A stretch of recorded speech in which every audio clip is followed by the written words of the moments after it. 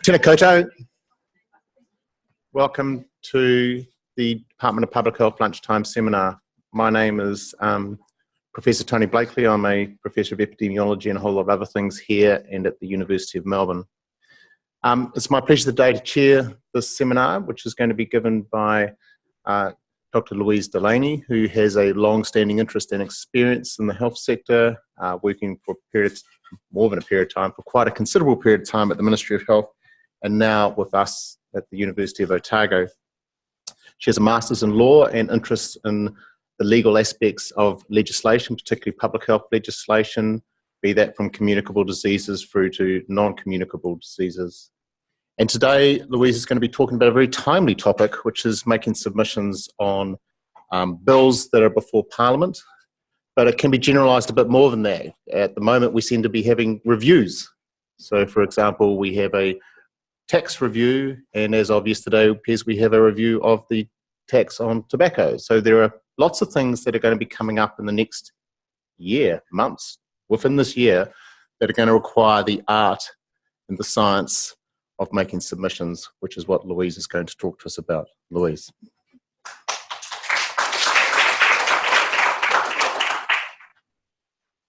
Kia ora koutou, no Louise Delany and I work here at the department. Thanks very, very much for coming, everybody, and thanks especially to our 28 outside participants. So we might all, I haven't really counted us up, but we might be a bit outnumbered by everybody out there. So that's absolutely fabulous. So thank you. And just one person, Donna, could I just, Donna is around somewhere. Oh, here she is. Donna is going to be a little helper for me on finding way around websites and things that help people make submissions. I always have a session with my students with Donna, and it's mostly for my benefit, Donna, although I never let on to the students that I always learn something from her session. So she's going to ensure that I don't say anything too wrong. Okay. Okay, go back. Okay, so this is Select Committee, which is what I'm going to be focusing on today at Parliament. And it sort of can seem a bit of a formidable process. It needn't be that scary, but kind of when you do it the first time, you know, there's this big room and people looking at you, and there you are. So my aim today is just to give a tiny bit of background on New Zealand's lawmaking process. How do we participate? And I'm mostly going to be talking about select committee submissions, but this, as Tony said, is generalisable. Just practical tips, you know, how do I go about it? Some current examples, especially where help is needed, so it's a bit of an advertisement, and ending with a bit on the why. Okay, one slide on Lawmaking Process 101. First, a draft act is, of course, a bill. We have four sorts of bills in our system: government, members, and two others we're not going to worry about. Members' bills can be proposed by any MP as long as they're not a minister. And government, it is government that decides and votes on bills. It's Parliament that decides and votes on these bills, not the government, not the executive, in principle. How does a bill get from being a bill to being a law? It's introduced, there's no debate, first reading, it is then referred to the select committee, almost always. Not for budgets, not for ultra urgent stuff, and it's not in the law that happens, it's a convention that's grown up. At the select committee here's public submissions. We have a second reading which has got the main debate, then the committee of the whole house, which has a detailed review, more amendments, third reading and final debate, and then the royal assent, which is the Governor-General in our system. What are select committees? They're a committee of MPs acting in their parliamentary role, not their government role. However, they are usually dominated by government members, although less so under our current system, MMP, but also with the coalition agreement with this time.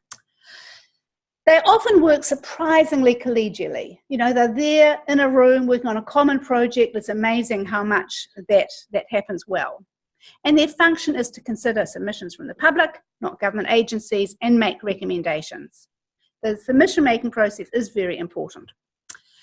There are 17 select committees. These are just some of the areas of interest: economic development, education, health, justice, social services, transport, etc. They have secretariats, they seek advice from government agencies, and the government agency usually helps draft a summary of submissions and often helps frame the response. That depends on all sorts of things. Okay, so how do we find out? Just say we've decided that, we're going to be a good public health people and sort of put submissions in on things. We might want to know about bills that come up, because often we only hear about them, the minute before they're due or after they're finished. So we have a parliamentary website that I use a heck of a lot, and I usually check by date. And this is hopefully what it looks like. It talks about proposed laws. And this tells me that of the current bills in the House that is on the table, as it were, for decisions and consideration, we have 74. And so here they all are when they were introduced in chronological backwards order. So the most recent one was that Kiwi Fund bill. I can put filters on all of this. So I might only want to know the ones which have been, say, since March. And if I apply a filter, then I get to a different number, which is only about 20-something. I can ask the parliamentary people to send me alerts for new bills. I can also ask Parliament to send me alerts when submissions are due in 3 days' time, but I have never contemplated doing that for my blood pressure's sake. So here we see our bills that we might be interested in. We might be conceivably interested in the Rangatamariki Parents and Guardians Responsibility Amendment Bill, whatever all that's about. It's a members' bill, and this will show you whether we've got a government bill going or a members' bill. Government bills are more important and likely to actually happen. Members' bills might. Members' bills are often a good idea, but not expressed really well. If government thinks it's a really great idea, they often adopt that bill as a government bill and provide their own resources to getting it through. Okay, I want to go back to, let's do, oops. All right, no, where am I? Oh, here we are. So there are various ways that you can structure your alerts by keywords or document types. Selecting by committee, like the Health Committee, is not useful, as we will have our own ideas about what's relevant. So we might want justice or transport, for example. Anyway, so I've looked down that list of bills, and I see that we have the Child Poverty Reduction Bill. And that will give us more information about who's in charge of it. It's dear Jacinda. It will give us information about what stage it's at. It's at the Select Committee. And it will say, oh my God, submissions are now being accepted and you only have 19 days left. This also provides other information which is useful for background, in particular the Bill Digest, which gives a bit of a summary. But so that's sort of the front page of the bill itself. I can use this to get to the actual bill itself. But the most important thing that I might want to know when I'm just beginning to look at this is when submissions are due. So obviously that's important, and it's due on the 4th of April, which is not very far away, and the actual report from Parliament is due to Parliament is in theory due on the 13th of August, although they often don't keep to that deadline. Now, if you see that there is no date, that is simply because the Select Committee hasn't got round to deciding yet. And if you think it's kind of on the cards that it's going to suddenly land on your plate any minute now, which is actually what I did with the child poverty thing, because that date wasn't out for a while, I just ring up the Secretary of the Committee or email them. Just very simple stuff. And there are links to the Secretariat's emails on this website. Okay, so what I really, though, now I've decided I knew all that, so now I want to read the bill. So off I go. Here's the bill. Now, there are a couple of ways of getting to the bill, either through this site or directly, and I'll give you the link, to legislation, New Zealand legislation. This tells us the bill and the contents. Now, the most important thing from my, because I don't know anything about this child poverty reduction stuff, or the bill that's trying to address it. So the most important thing I usually want to begin with here is reading the explanatory note, which is a summary of its purpose and what it's all about, and in particular, what is interesting. This is just a quick summary. What is interesting is supporting material. You can find out this material in a number of ways, including, but here is one way, and including the departmental disclosure statement. I'm going to go back to my other one at the moment, but this is the link to get to that. All agencies which are responsible for legislation have to draft this, which just gives some supporting information about how the bill was developed and some ideas. Almost always, but not with this bill for some reason, there is also a regulatory impact statement, and that there will normally be a link there. Unusually, this bill doesn't have one. The regulatory impact statement is prepared by the sponsoring government agency, and normally the idea is to weigh up or to identify a number of options for addressing the purpose of this particular bill, and to say that their pros and cons, and to come up with some conclusion which magically is always the same as whatever the policy is in the bill itself. So these are not done by economists, they're done by people with, I've drafted lots of them, I've done lots of them myself. I quite like doing them in the Ministry of Health, partly because I've always prided myself on my fictional abilities, because that's what they sometimes are.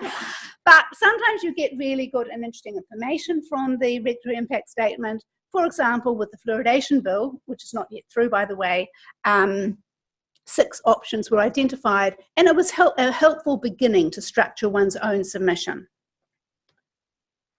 Okay, so we go back to, oh no, here we are, right. Oh my God, I want to get over that one. Oh my, sorry about that, people. Okay, no.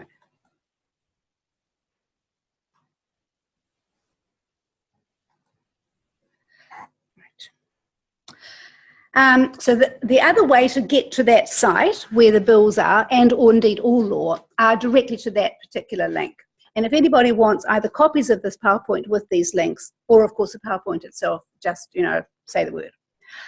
And it gives you access to full text, and the one, for example, means that it's the first version. The number 14 means, and I checked that out, Donna, we talked about that, it means it's the 14th under this Parliament. It's not a calendar year thing.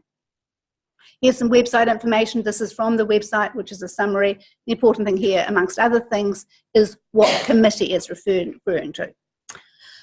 So when you first, you find your bill, and you want to, get the hang of what it's all about before you can comment on it in a reasonable way. You get the contents page, basically, but then you press hold for the whole thing. You can download, it's all quite user-friendly, either the whole thing or bits. You can search within the bill if that is useful. For example, you might want to check out responsibilities of the Medical Officer of Health on some topic or other. But yeah, start with the explanatory note.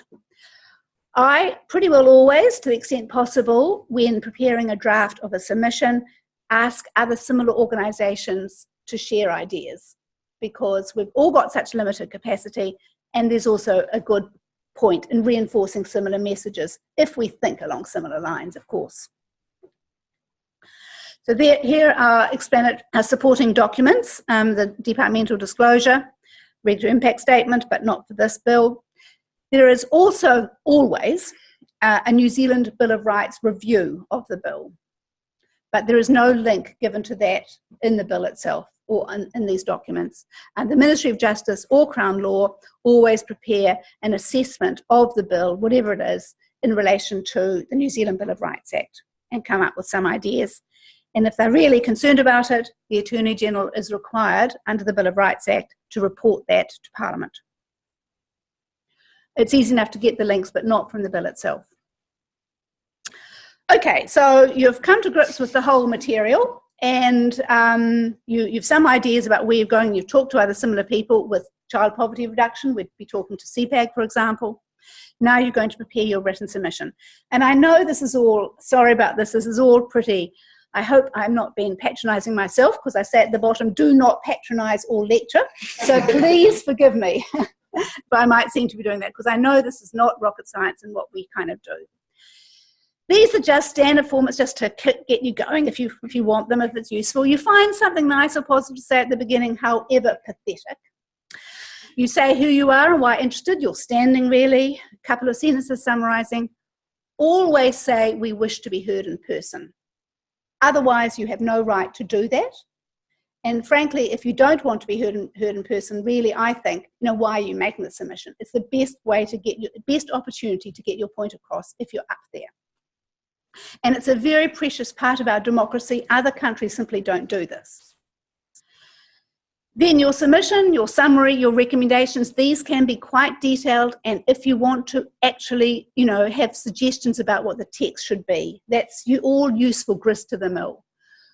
Complicated and long stuff with lots of evidence, all your epidemiological graphs and things like that can be in the appendix. Unless it's a specific kind of submission where you're actually invited to stay a bit longer and do things, which you are sometimes. But generally, it's best not to do that. And don't patronise the people concerned. This is just a small example, somewhat at random, because it's one of the 74 bills. It's newborn enrolment, mandatory enrolment with GPs or something. So they say, well, basically they obviously think this bill is rubbish. But they say, well, we really agree with the aims and we're very supportive of the general aims, but we, are concerned. And that sort of, euphemistic way of saying this bill is just not going to cut it. So, it's a members' bill, and some of us may be interested in the bill. I mean, I'm not saying everybody disagrees with it. It's actually excited quite a degree of interest amongst submissions. This countering BEPS. BEPS is short for base erosion profit shifting, which is international tax stuff, and I am going to be getting onto this a tiny bit. This is an example of not a model to follow. It had 3 sentences, and most of it was this. I am asking, which is 1879. So this is just not going to be successful. Right. Okay, so you've prepared this wonderful written submission, you've collaborated with others, you've got peer review and all that sort of stuff. Here's your oral presentation thing. So I've done just two big ones in the last month. So I have lots of fresh memories of do's and don'ts on the whole subject. You don't read it, the written submission. It's a different ceremony. You prepare a short talk based on what you've written, but it's just the fundamentals. You practice it beforehand, even if it's in the car going into work with your vaguely supportive but very critical spouse, which is what I did for my last one. And you have to ensure that you're well within your allotted time frame, allowing time for questions. You're invited to the table. The select committee always has, more generally, of course we've got so many parties these days that they might run out, but they're multi-party. They introduce themselves and they always say, you can take it that we have all read all your submissions, and at that point you do not laugh. Because that's never true.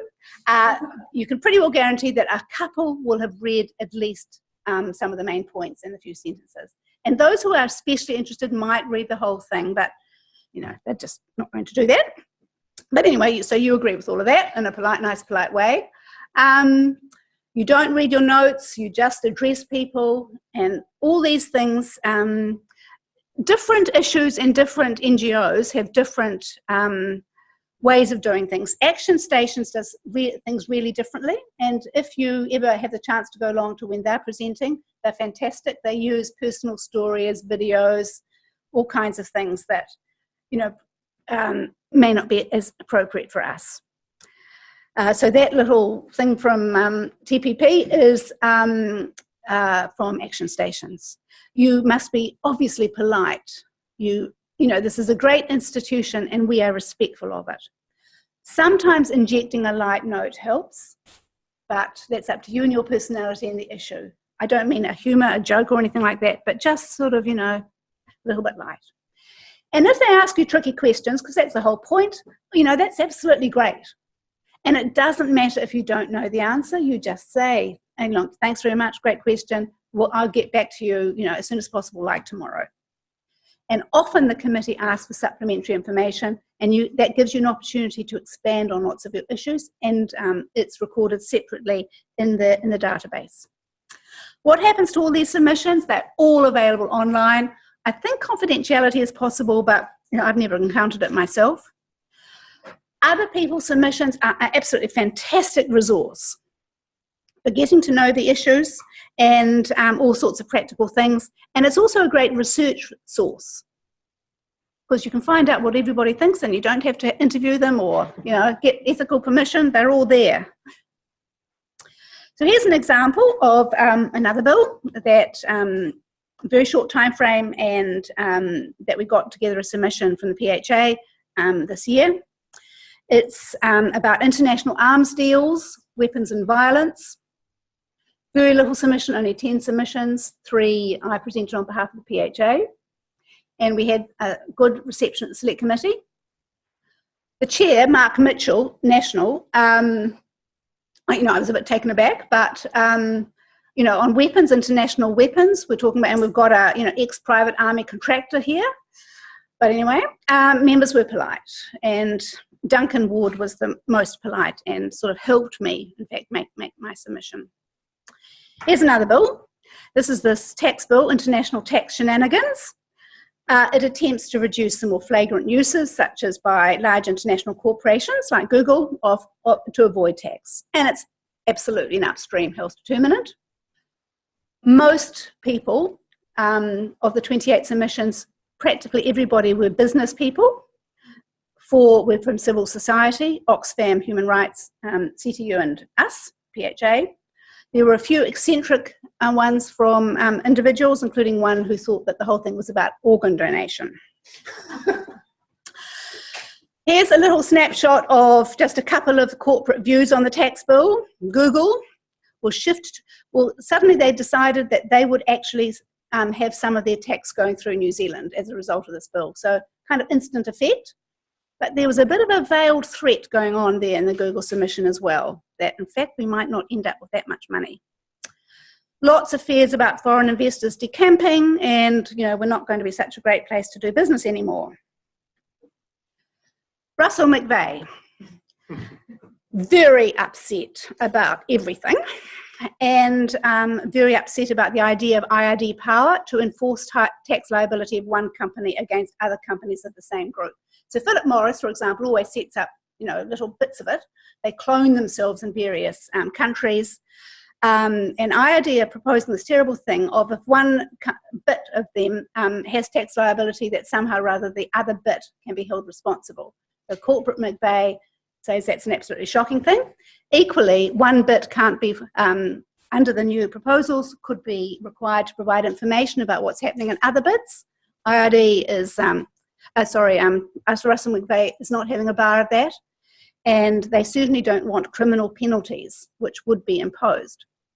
The whole tone of the Russell McVeigh submission wasn't a great corporate sell. The basic tone was outrage about this bill.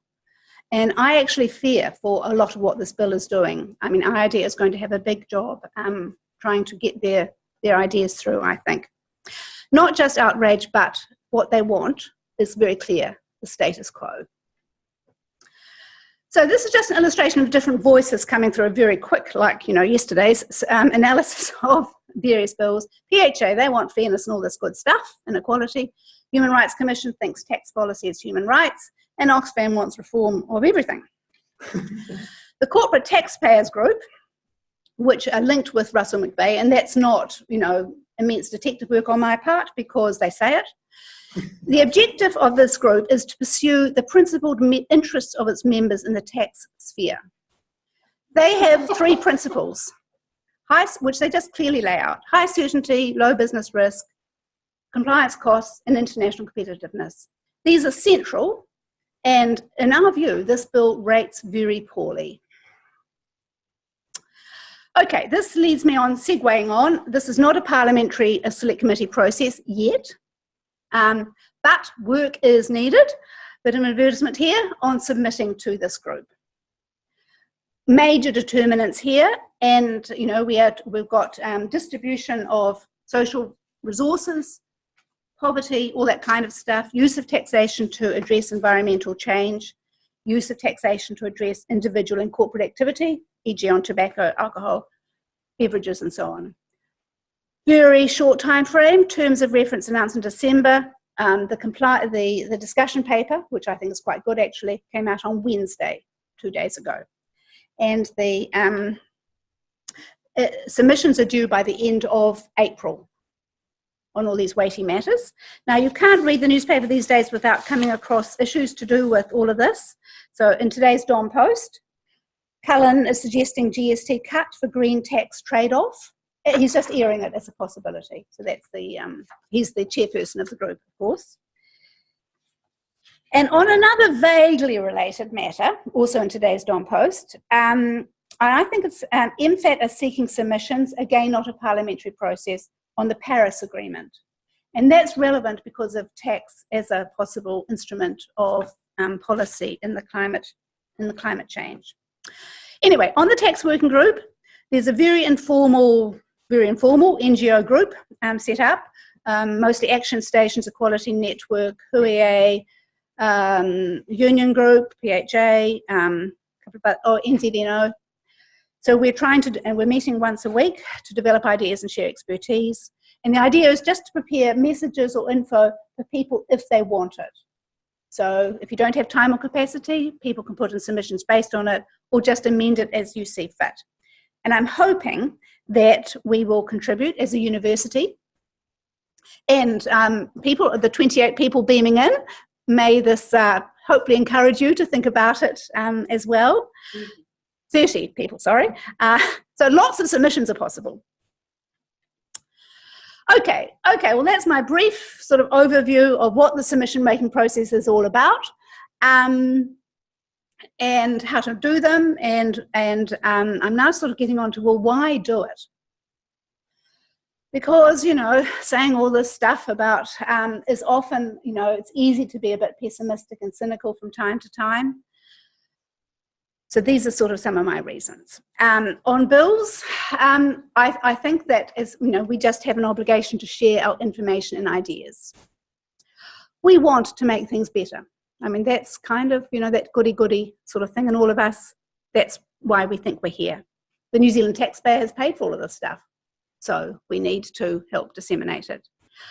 I think a public health voice is important, not only in obvious health issues, whether they're tobacco or housing or alcohol, or reducing cancer morbidity or whatever, but also upstream determinants like tax, where we are absolutely out of our comfort zone. We are not experts in this sort of stuff, but it's possible to get to grips with the ideas. And if we don't find some way of contributing, other voices may dominate. So I talked about the submissions, my quick analysis submission over 1 day, so don't, I might have got things a tiny bit wrong, but the voices of the corporate taxpayer group and the culture of Russell McVeigh in determining our culture, which is one that, you know, they don't want change on tax. A culture which, that my third little bit out of today's Don Post was, of course, a little parade. For those of you who are not Wellingtonians, you might not have known, but you know, there was a march on Russell McVeigh yesterday in relation to the sexual harassment and cultural issues there. So I know that might be a bit of a long shot, but I guess what I'm saying is that it's important to get our cultural ideas across, and people Russell McVeigh don't sort of help.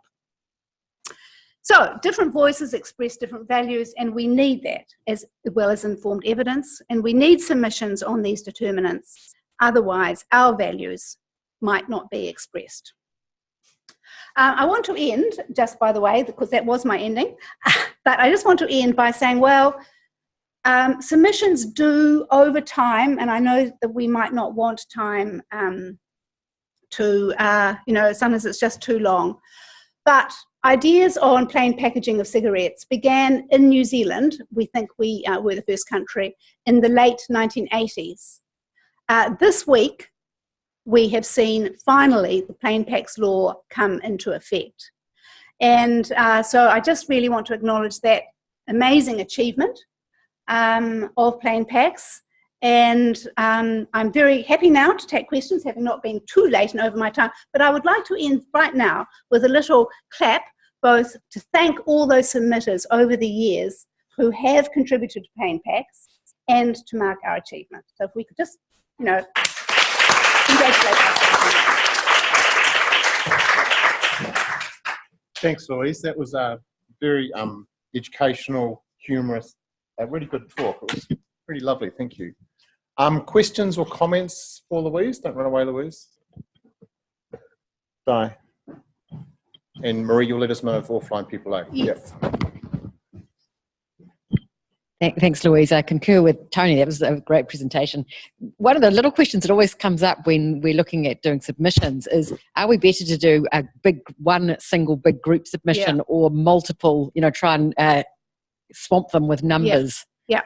That's a great question. And sometimes I think, well, the answer is a bit of both. You do the big thing and you do little ones as well. Now, that's certainly relevant to tax working group issues. Because Nick, because I've talked with Nick about this a bit, is thinking, I don't know if you know this, Tony, but the idea of doing a bode one as well as a possibly university one. And I think it's really good if people do come at things with particular issues. But I also think, this is just a personal opinion here, that with tax, it'll be really good to not lose sight of the fact that taxation is a system. And so just focusing on sugar-sweetened beverages or tobacco, all those things dear to my heart, but without thinking about what it's making to other elements of the system is a bit of a mistake. First, I think that might be clearest with environmental stuff, because Michael Cullen going on here about, the possibility of climate change taxes. They're inevitably going to be incredibly regressive and have impacts on poverty. So, which is not to say don't do them, but it is to say you have to think about what it's going to do to the system. The tax working group is also looking at capital gains tax and wealth tax, even more radical. I can just see most middle class people in New Zealand rushing to their lawyers to set up a family trust to avoid doing that. And then so that money gets channeled off. There are different taxation rules that apply to trusts, and we also don't know who they are. So there is one law about tax, if nothing else, and that law is there are always unintended consequences. So thinking of it holistically and as a system, so different people can focus on different aspects, but I think if some people can look at it systematically, for things like that, it's really good. Sorry about that long answer. I'll just follow up a little bit on Di's question. So sometimes, it's just becomes postcard submissions. People prepare a submission and then you can take it up and email it in, and you just swamp the committee. Yeah. So what are your thoughts about that? Just that one there where you swamp them. Well, personally, I don't like that, because what is the committee going to do? Okay, they've got 4,000 people against fluoride. Okay, they'll just put them in a folder and say 4,000 people are against fluoride, and that's the end of that, really. So I think, so I don't think swamp them. I'm not in favour of the postcard submission process. Hera and then Amanda. So do you think then that it's most important actually to have substantive arguments that the committee can actually feels obliged to engage with? Substantial arguments which are framed in a helpful and productive way is the important thing, in my opinion. Well, certainly for those of us who've got some academic claims, but also most NGOs will want to frame, and sometimes you really want to help the committee. You think, okay, I know that this committee actually wants to do this, but they're going to have difficulty selling it, e.g. capital gains tax, just to move on to the tax working group. So what ideas can I give them that they can use when they frame their conclusions and their recommendations in a way that's going to appeal to people? So that's one other purpose of submissions. You're helping them, communicate and frame what you think is kind of likely to be where they might want to go. And Amanda, I just introduced Amanda. She arrived with us this week from Canada. Has done a lot of stuff on soft drink tax and other things, and is working in the boat group. Amanda. Great, thanks. That was a very helpful presentation, especially given that I just showed up 10 days ago. So my question is, for presentations, oral presentations to the select committee, is there a live stream to watch that, or a video or audio recording, or transcripts available? With oral ones, actually, that is a good question. I think you can obtain them as an oral stream. I don't know if that's made. It may in fact become almost the norm now, though. It didn't used to be like that, obviously. I was offered that myself. If I wanted to hear oral presentations of other people, because I couldn't come to attend something. The secretary told me that she would send them to me. But I think, and I'm sorry if I can't answer your question directly, I will follow up and come back to you. I think that possibility is now available, generally speaking. Amanda. Thanks, Louise. I have a question relating to the influence of select committees. Yeah. And I've been thinking about it from my comparative policy research from Sweden, Australia, and New Zealand. And I'm thinking about the select committee inquiries that have been undertaken. Yeah. And I'm struck by the lost potential from those processes because they're cross-party. So they're a great opportunity to get cross-party consensus on some of the really big issues. But I see that a lot of the inquiries don't seem to have much impact at all. So, for example, the Health Committee inquiry into child health. There's been an immunisation inquiry. The Māori Affairs Committee inquiry into determinants of wellbeing for tamariki. A lot of those don't seem to go anywhere. And I see in other countries, their select committees are taken more seriously. And so when there is an inquiry in Australia, they have obligations to report and to follow up and to see progress. And it seems to be taken more seriously. Right. Now, I don't have the full story about that, but it doesn't seem to be taken very seriously here. And we don't seem to follow up our inquiries. Yeah. Well, I think, Amanda, you know more about this than I do. I don't really know. I can think of some examples, though, where they have been influential, but I totally, agree with you that the inquiries sometimes don't. The Māori Affairs Select Committee inquiry into tobacco use amongst Māori did have quite a big impact. So that's just, a slight counterexample. But I'm afraid I haven't really, I really don't know, even comparatively speaking, how much influence they have. So I guess it's kind of a policy influencing by multiple means here, trying to get governments to take their inquiry, which they may have just set up in order to, pass the, a too hard thing. Marie's got a question from somebody elsewhere. So there's a couple of questions. One is from Heather. She says she is surprised. She subscribes to the alerts of the Health Select Committee, and she's surprised how many petitions seem to be submitted. What are your views on how useful petitions are? Are they taken seriously? Yes, I think they are. And again, if you're interested in those petitions, you take them just as seriously. I have not been involved in very many petitions lately. I was involved with one that was very influential, and that was a long time ago. It was related to tobacco control. Another one that I can think of that was not at all influential was on trying to get rid of breast milk substitutes, which went nowhere at all. Another one? Yes, Marie, another question. This is from Bridget, who's in Invercargill.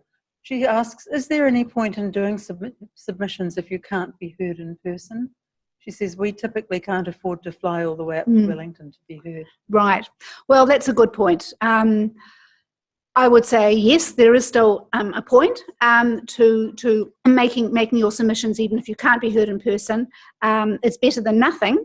But I would suggest that if you've got somebody who can represent you in Wellington and get them to do it, I mean, that's certainly possible, and that might be an option. Sorry, the committees sometimes travel. They do sometimes, yes. Sometimes travel, and you can connect to video link, I know, as well. But that was my question. What proportion of is the big select committee processes that travel? But roughly, what proportion of select committee events do travel around the country? It's not that much, is it? No, I'm afraid I don't know exactly. But I have to say, my impression with this government and the number of significant bills that they have put in is that they're not actually. There's just no time. That they've allowed for, because that is obviously a much more time-consuming process.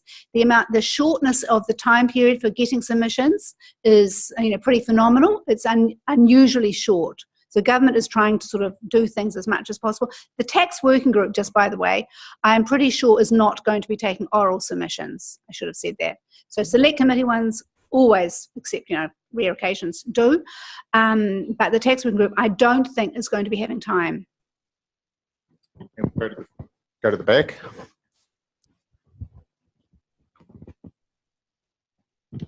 Hi, I'm Lara, and I work in Louise's office.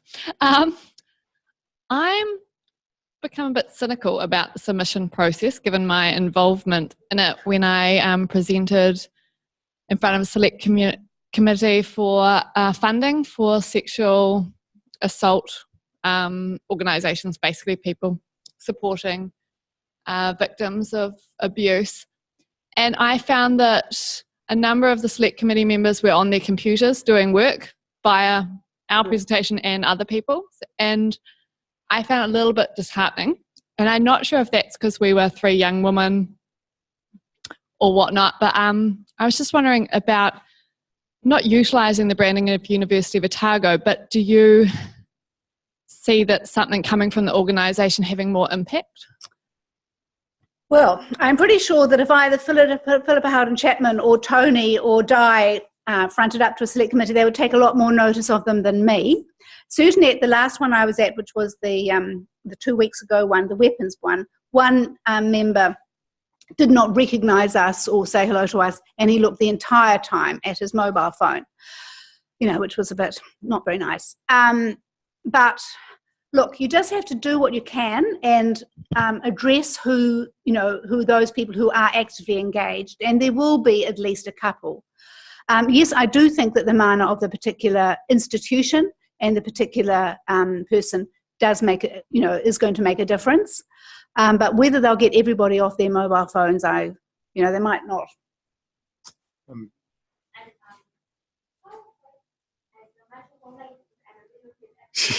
The only time I've been to a select meeting was just observer, back to 2006, the child obesity.